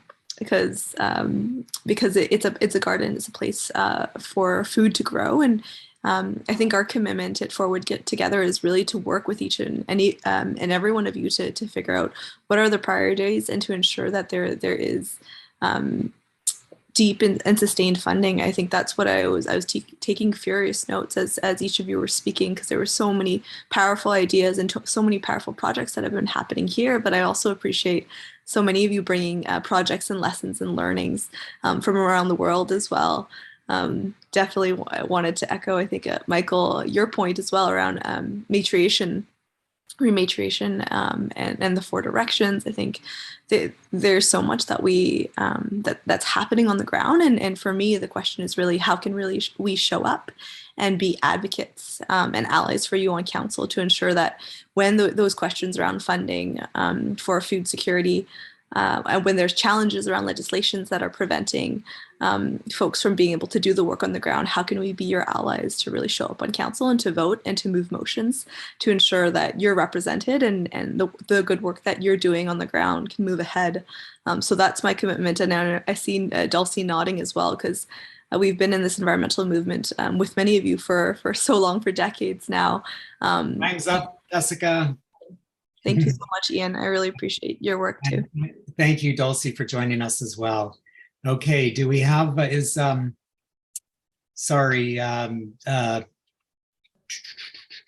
Amy Peacock is an independent. Is Amy in here tonight? Oh, hi, here. Amy. Yeah, can you hear me? Yeah, 2 minutes there, Amy. Okay.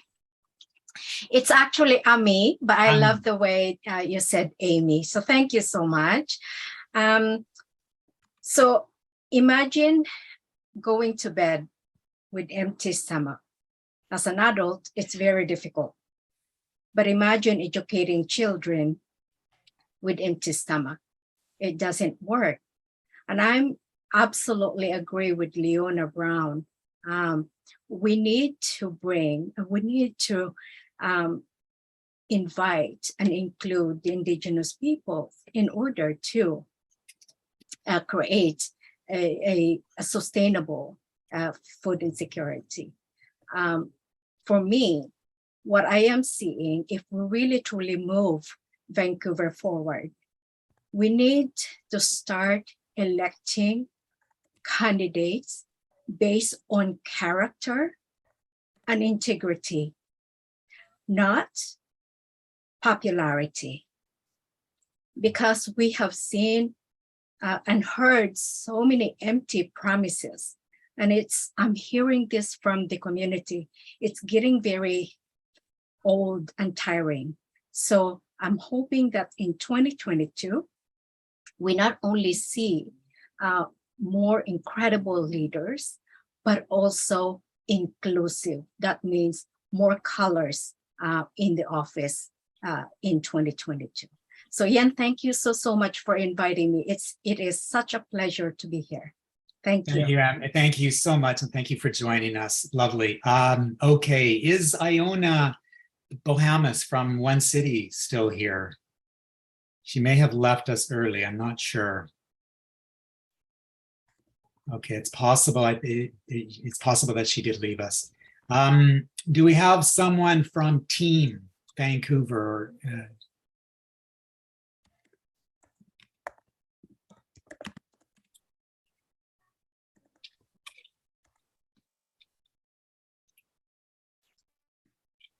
Anyone from Team joining us?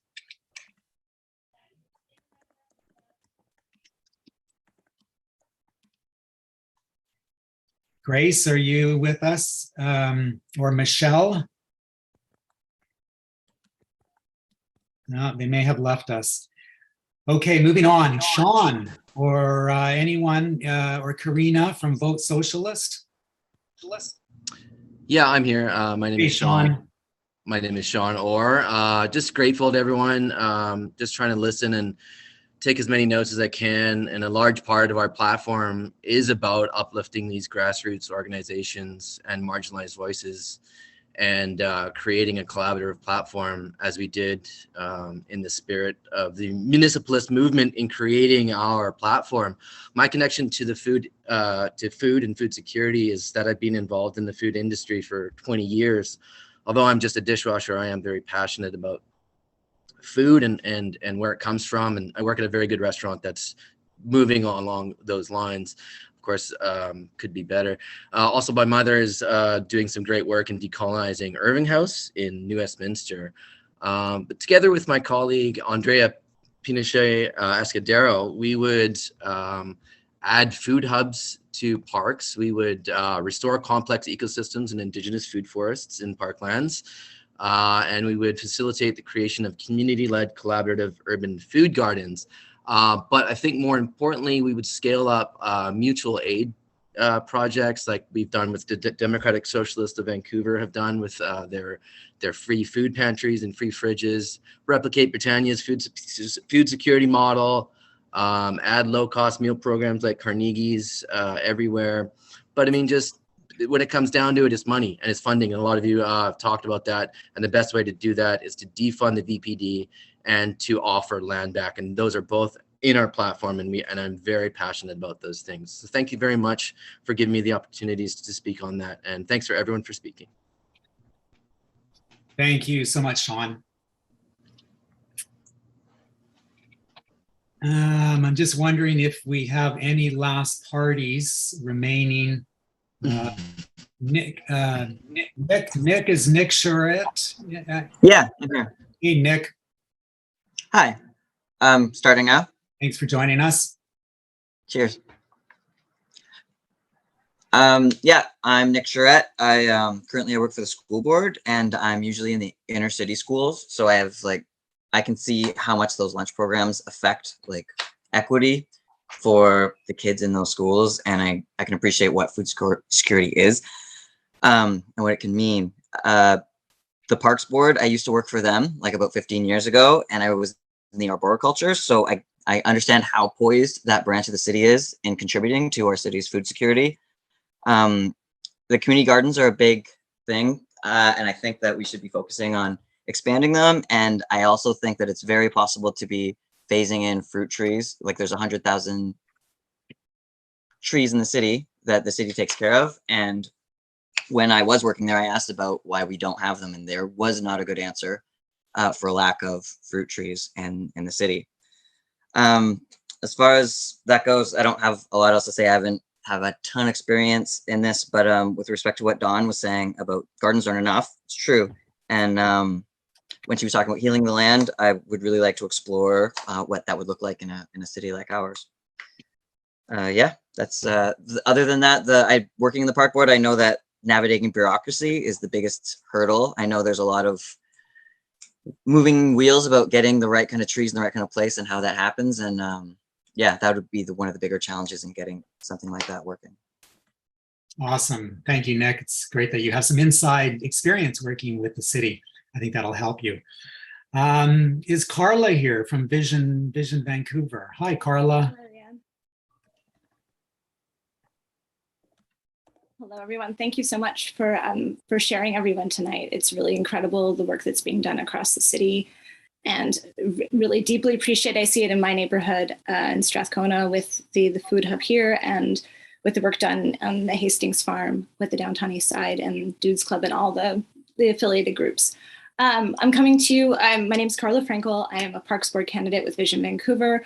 I'm a settler here of Jewish ancestry, and I'm running for Park Board because I care deeply about community sustainability and transformative action.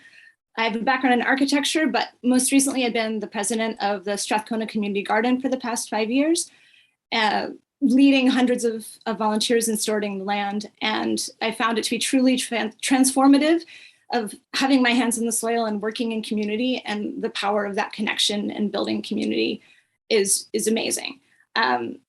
And I think considering all the intersecting crises that we're all aware of and going through, I think there's such an opportunity right now to really focus on food security on a park board level. We should really be trying to cultivate a culture and a landscape of abundance anytime a plant is put into the ground, it's an opportunity to be putting in either a food or a medicine plant. We need to be centering Indigenous voices and perspectives in this process. With the Vision platform, we're looking to cultivate food on unused city land. We're looking to, support reforestation and especially urban food forests. There's a lot of barriers that exist to putting in more community gardens, and all these amazing community partners could be working and having community gardens that have at least 50% collective growing infrastructure. We also, as a city, should be looking at regional plans. So with the Metro Vancouver regional growth strategy, we should be looking at the urban growth boundaries and limits so that we ensure that food is being grown locally. And I think there's a lot of amazing examples that exist in the city that we can be drawing on and should be expanding. And yeah, I just really want to thank everyone for tuning in tonight, for caring about food security. I think it's really fundamental and one of the driving reasons that I'm here today, both as a candidate and listening in. I look forward to our continued conversations, questions that come up. I welcome dialogue, and I welcome anyone to come to the Strathcona Community Garden. I'm going to be doing a tour there on Sunday at 10 a.m. Everyone is welcome. Thank you so much. Thank you. Wow, thank you, everyone. And I just so appreciate all of your passions, the words that you have spoken. So we are going to jump to some Q&A, and we invited registrants to give us a few questions, and which we're going to ask the candidates. And the way we're going to try to format this, the way that we've thought of formatting this is we're going to group all the parties into, there's 4 groups, 3 parties in each group. I'm going to ask one question to each group. Each candidate or one of your chosen candidates, and you guys will have to figure this out really quick, can address the question. Okay, so we have group 1 is ABC, Green, and 1 independent. We'll say Leona. Okay, so that's group 1, group 2, 1 city, COPE, and another independent, group 3, Team, Vision, and an independent, and group 4, Socialist and Forward Together. So we've got a few questions here. We're running a little tight on time. We want to end by, close to 8:30. So I'm just going to pull up a couple questions here. Well, where are my questions? So group 1, and it's ABC, Green, and Independent. I'm going to ask you a question. You've got 90 seconds to respond. So you have to think quick on your feet. And these questions again came from registrants. So the first question to you, to group 1, how are you going to navigate inflation and ensure access to fresh, healthy, local, and culturally relevant foods to people of low income, no income, or struggling to make it work? Folks, when the cost of food continues to rise to prices out of reach. So as I said, we saw inflation rates of 10.8%. It's fueling increased food insecurity in our city. What can we do about this escalating inflation rate?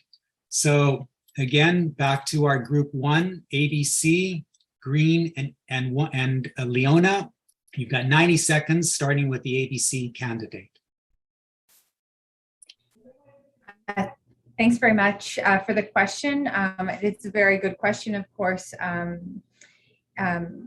Many people are struggling with what is happening in both housing and food costs related to inflation. I think the few things that come to mind are many of the programs that we've heard from today related to how can we take an intersectional lens to how food security is addressed in our city and ensure that we continue to lift up the programs that are able to, in a compassionate way, are able to fill the gaps where people are experiencing food insecurity. For some people, it is a persistent challenge, and for others, it's not. And so wherever those gaps are in again, families, communities, seniors who are needing those supports can access them. Another thing that comes to mind is making it easier for people who urban farms, growing food, are able to sell their food. And we've heard from many groups who would like to be able to set up a food stand, for example, in their community, in their neighborhood, and it's not permitted by the City of Vancouver. I think there's things that we can dig into that enable a more agile and flexible system to ensure that we can continue to access local food, locally grown food, much easier than we can now. Thank you. Thank you, Rebecca. Okay, do we have a green person, maybe someone other than Michael, to answer the question? And the question is in the chat there again, if you need to review it.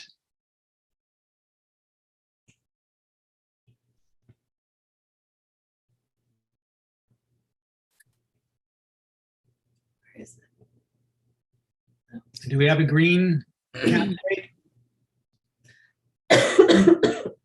Excuse me. I think we might have lost the Green Party candidate. Okay, Leona, do you want to take us off on this question? If you could just take a second and repeat it. It's there in the chat. How are you going to navigate inflation and ensure access to fresh, healthy, local, and culturally relevant food for relevant foods to people of low income who are struggling with the rates of in current inflation these days? Yeah, I think we need to look at the system as a whole and understanding that we're living in a genocidal system where greed runs the power, it turns the wheel. We need to look at budgeting and look at where a majority of that budget goes. Not only on a municipal level, but also on a provincial level. We need to be communicating together to be able to provide a healthy society, a well-fed society. If you look at Indigenous people before colonialism started, we were not starving, we were not homeless because we worked together. We didn't do anything for greed. I think those structures need to be looked at in order to create a healthy, well-fed society. Thank you, Leona. Thank you. Oh, is there any Greens left in the House? Otherwise, we'll move on to Group 2 with the next question. Group 2, One City, Cope, and Nick from Independent. The question is, how do you plan to address racial justice in the food system? How can we better engage immigrant and refugee newcomers in talking about food justice?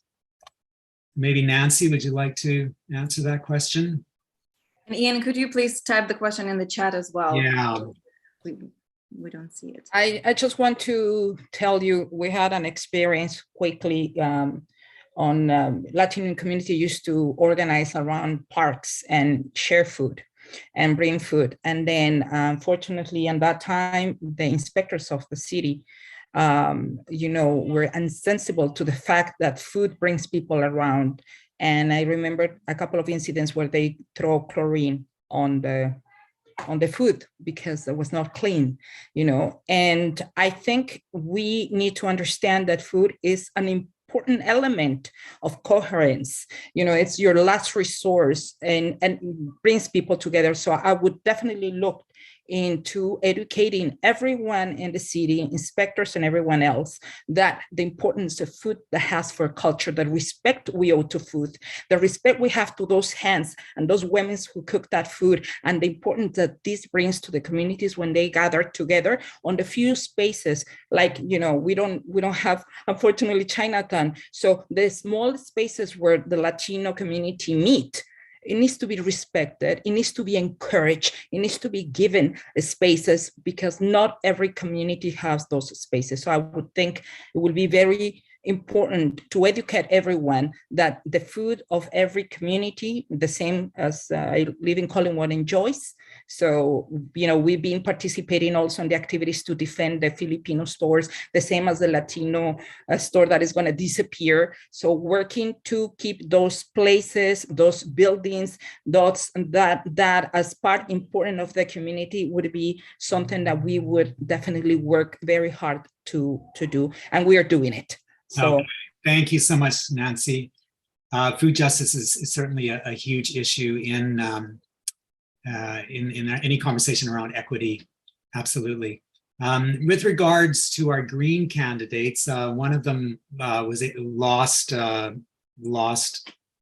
her connection, but she's going to answer that first question in the chat, I believe. So just look out for that from the Green Party.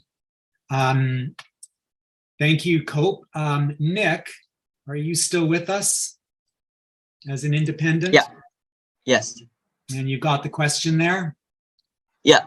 I think in terms of engaging in food justice, I feel like a lot of Vancouver, specifically our municipal bylaws, are unnecessarily inhibitory, and for a lot of people coming from places where they aren't as tightly regulated, it can be hard for them. And I think when we have a lot of our rules and regulations have like an intrinsic cultural bias that don't really serve a purpose in terms of health and safety, that creates unnecessary barriers. So that's the first thing I would do. I'd say is look at our laws and say, is this necessary, or can we do away with it? I know it's really hard to even, I don't know the specifics, but I know even if you're going to give out samples at the farmer's market or things like that, there's like a food police here that I feel like are maybe overactive. I know the culture around raw milk is, it seems like a crazy amount of resources we often dedicate to policing that when people are aware of what the risks are and are willing to take it for like their views on what the health benefits or risks are.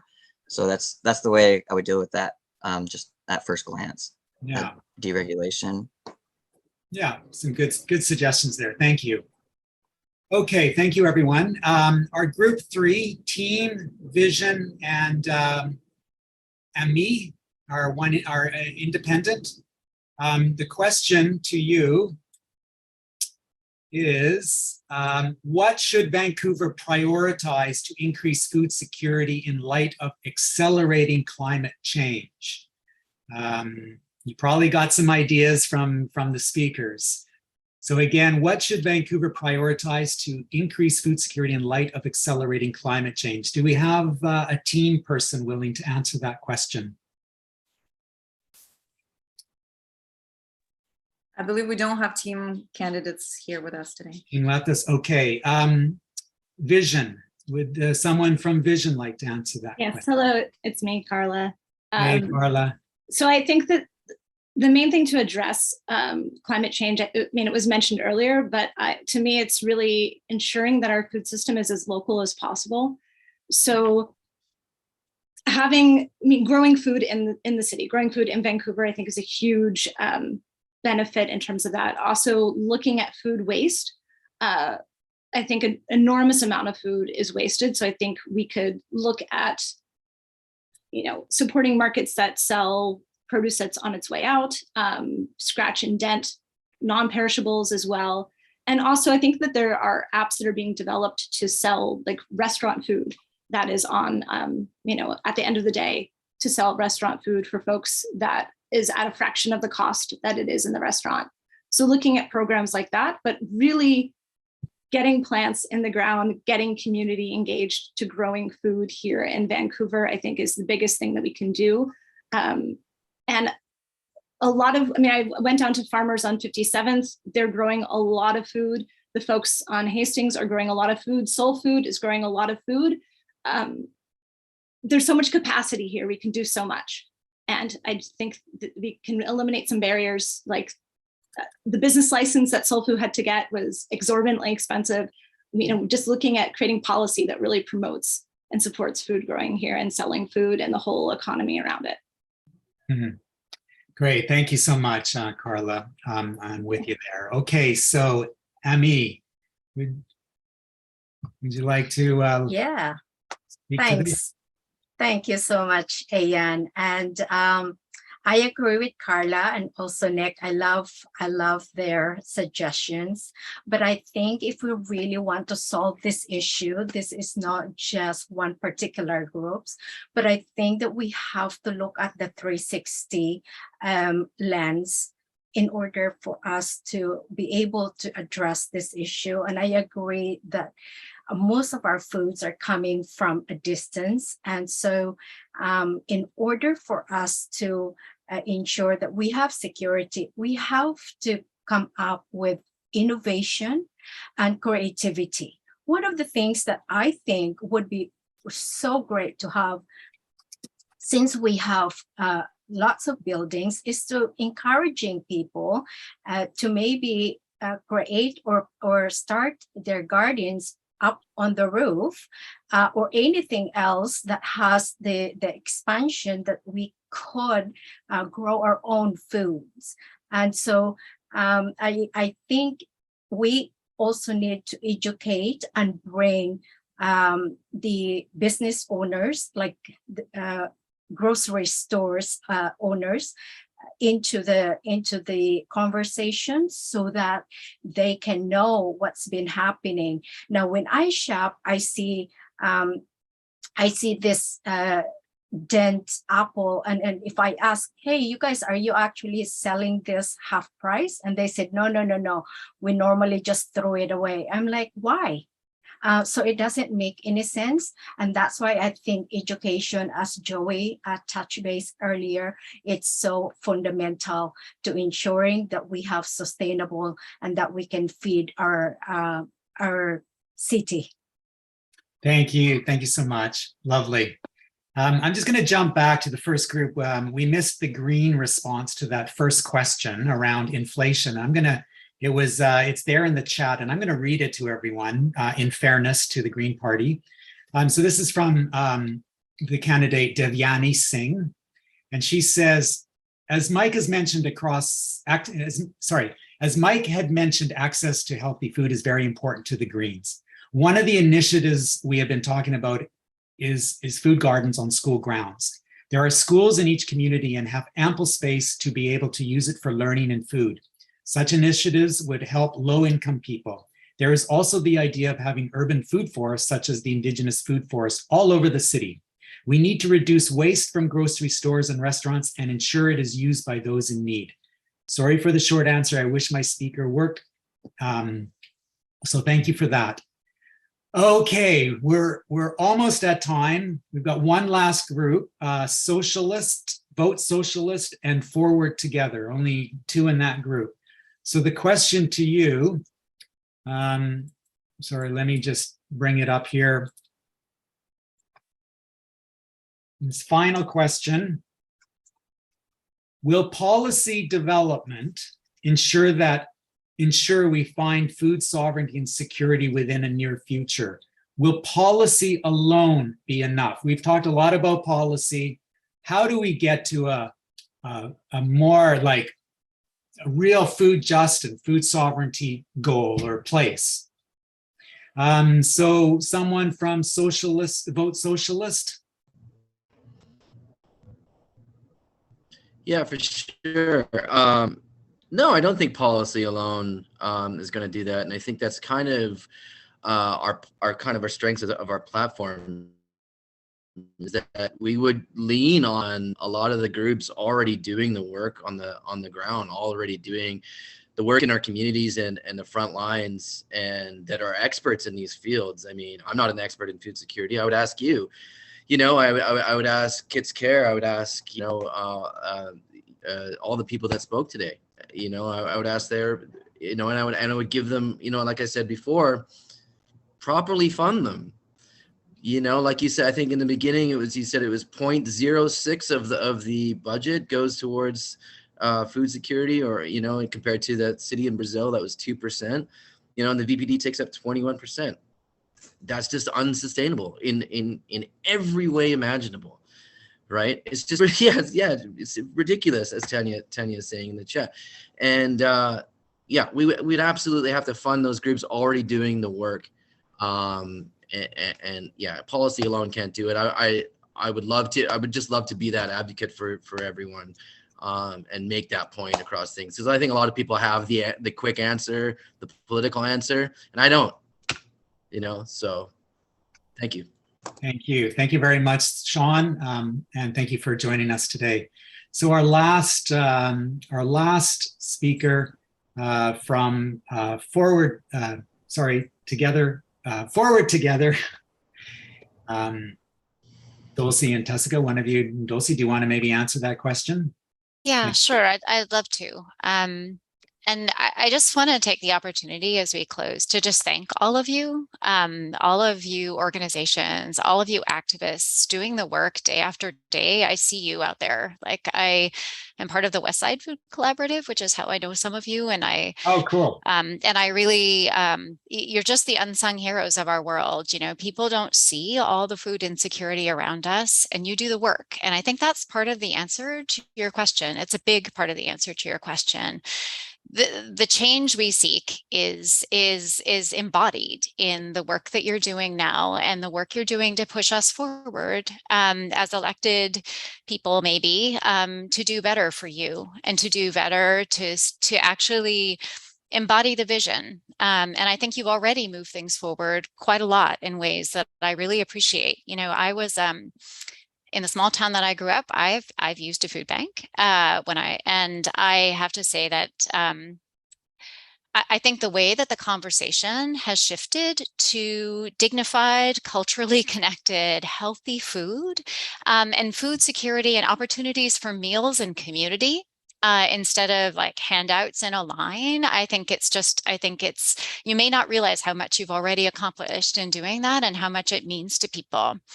And I really, I think all of the edges you're trying to push in terms of land and sovereignty and your ability to really help people create community, like some of the things that we were talking about earlier with Joey about South Van and seeing what people need and trying to create complete community there so that people can, like a local grocery store could mean the world to people who are busy and have childcare needs and work needs and all of those things. And so I just want to honor what you're already doing. And let you know that I think the best thing we can do is see you and support you and continue to communicate with you as needs and vision evolves, because I think that's how the work happens.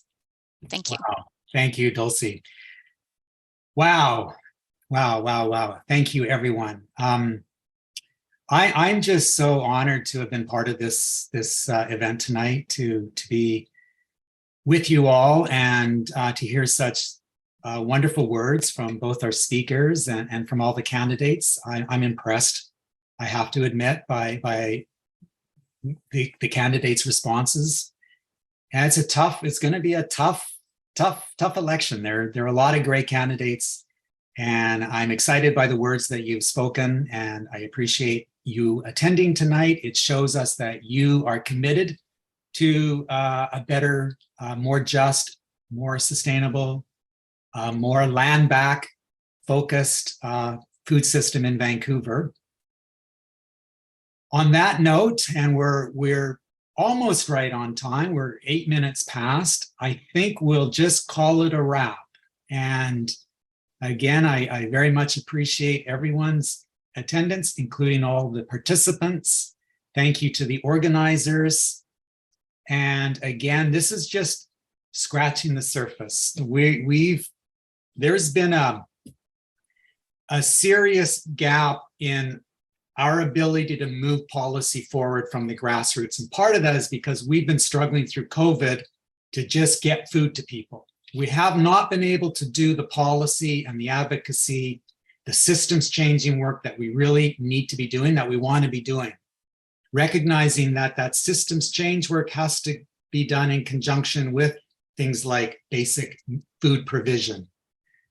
That's where we need to move the work, but it's hard work because it takes a lot of resources. We need to work with the provincial government, with the city, in moving the provincial government towards a provincial food strategy, which does not exist at this time.